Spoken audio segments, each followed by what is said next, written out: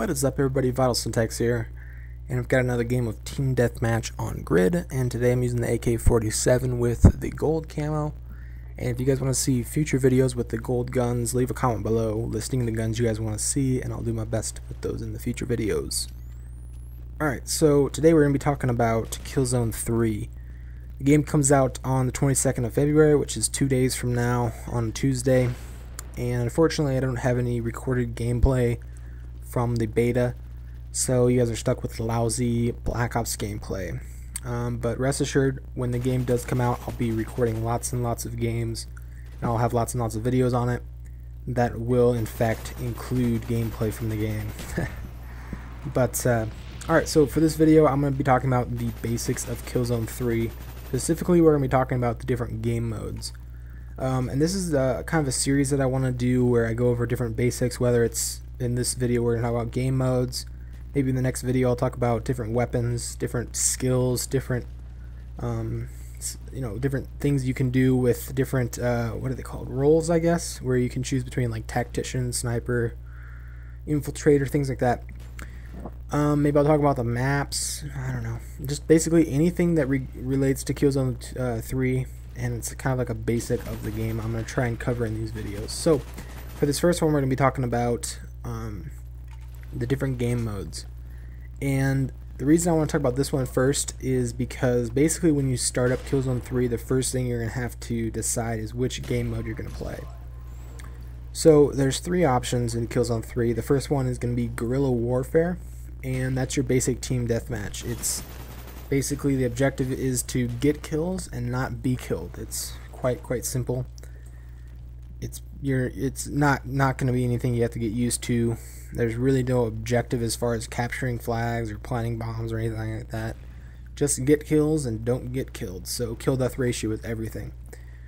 Alright, so the next game mode you're going to be able to play is called Operations.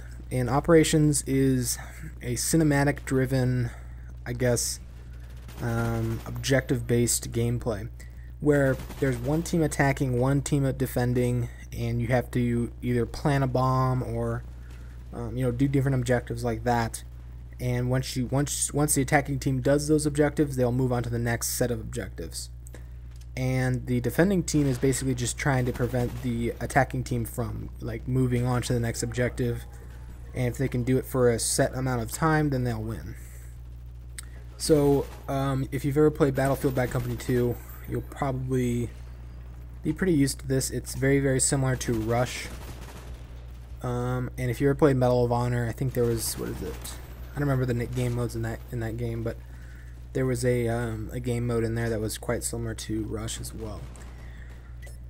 So basically the objective of the game, if you're attacking, is to complete objectives, and if you're defending is to let the enemy team, or defend the objectives. pretty obvious. Alright, so the next game mode, which is my personal favorite, is Warzone. Warzone is basically a combination of a bunch of different game modes that are kind of randomly chosen, and they just, I think there's usually about 7 of them, and whichever team can complete, basically win the most mini games, I guess I would call, wins the entire game. So yeah, this game mode does take quite a long time to finish. Usually it's 20 to 30 minutes. And I'm going to be talking about the different types of mini games that this game mode has. And I'm going to refer to them in Call of Duty terms, just because I think that's the most understood, as far as, there's a lot of people that have played Call of Duty, and the game modes are pretty easy to understand. So Warzone will include things like team deathmatch, sabotage, domination, search and destroy, and another one called assassination, which is my personal favorite as well. And basically what the game will do is it'll randomly choose one of these game modes, and it'll basically set you and the enemy team up against each other, and whoever wins that gets 1 point. And then whoever gets the best, I think it's out of 7, I might be wrong on that, but let's just say best out of 7 for now. Basically, if you get the best out of 7, you'll win the game. So you'll have, like I said, you'll have things like domination, where you're capturing flags. You'll have things like team deathmatch, where you're just going for kills. Sabotage, where there's basically Oh, alright.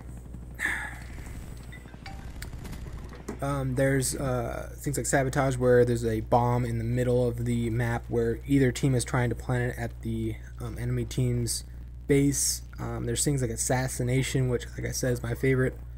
Assassination is basically one person on either your team or the enemy team will be chosen as like the VIP, I guess.